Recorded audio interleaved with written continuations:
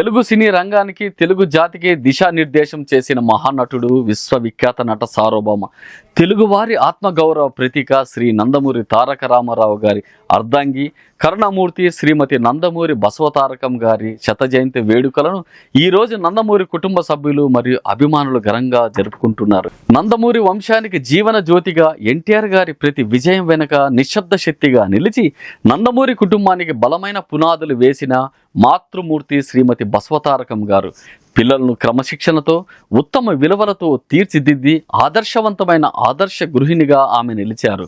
ఇక ఈ పవిత్రమైన శత జయంతి వేడుకల సందర్భంగా ఆ పుణ్య దంపతుల జ్ఞాపకార్థం వారి ఆశయాలను ముందుకు తీసుకెళ్లేందుకు నందమూరి బసవతారకం ఎన్టీఆర్ చారిటబుల్ ట్రస్ట్ రూపుదిద్దుకుంటుంది.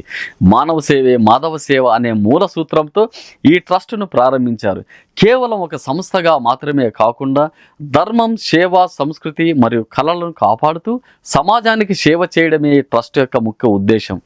ఈ చారిటబుల్ ట్రస్ట్ నిర్వహణ బాధ్యతలను నందమూరి కుటుంబ సభ్యులు వహిస్తున్నారు. చైర్మన్గా శ్రీ నందమూరి మోహనకృష్ణ గారు, మేనేజింగ్ ట్రస్ట్గా శ్రీమతి నందమూరి మోహన రూప గారు, ట్రస్టీలుగా శ్రీమతి నందమూరి సీమంతిని గారు మరియు శ్రీ తుమ్మల ప్రసన్న కుమార్ గారు బాధ్యతలు చేపట్టారు. ఈ శత జయంతి వేడుకలను పురస్కరించుకొని పలు సేవా కార్యక్రమాలకు శ్రీకారం చుట్టారు. ఈ రోజు శత జయంతి సందర్భంగా ప్రత్యేక అన్నదాన కార్యక్రమం నిర్వహించారు. రేపు ఎన్టీఆర్ గారి స్వగ్రామమైన నిమ్మకూరులోని శ్రీ వెంకటేశ్వర స్వామి ఆలయంలో భారీ అన్నదాన కార్యక్రమాన్ని నిర్వహించనున్నారు. ఈ సేవా కార్యక్రమంలో సమాజంలోని ప్రతి ఒక్కరూ భాగస్వాములై తమ ఆశీస్సులను అందించాలని నందమూరి కుటుంబ సభ్యులు పిలుపునిచ్చారు. సమాజ సేవలో ఈ ట్రస్ట్ మరింత ముందుకు సాగాలని మనమందరూ కోరుకుందాం.